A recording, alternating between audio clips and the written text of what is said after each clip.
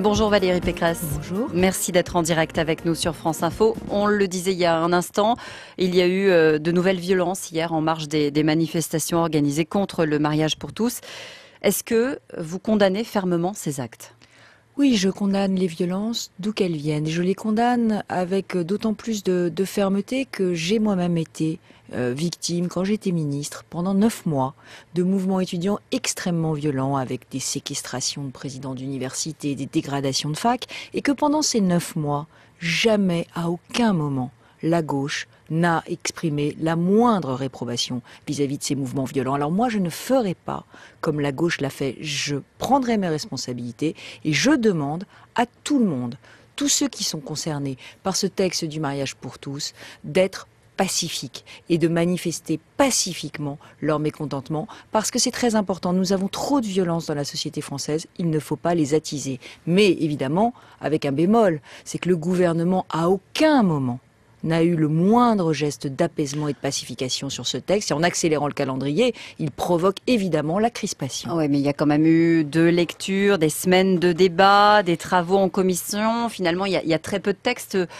sur lesquels on ait pris autant de temps pour poser les choses, non ? Oui, mais il y a peu de textes qui ont généré des, mouvements de protestation de la société civile aussi importants. Vous savez bien que les manifestations qui ont eu lieu à Paris sont parmi les plus importantes que la France ait connues depuis des décennies sur un sujet de société.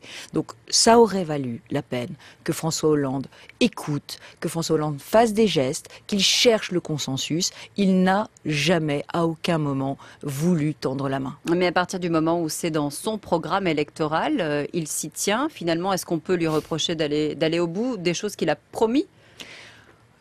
Écoutez, Raphaël Duchemin, c'est bien le seul point du programme de François Hollande sur lequel il ne sera pas revenu.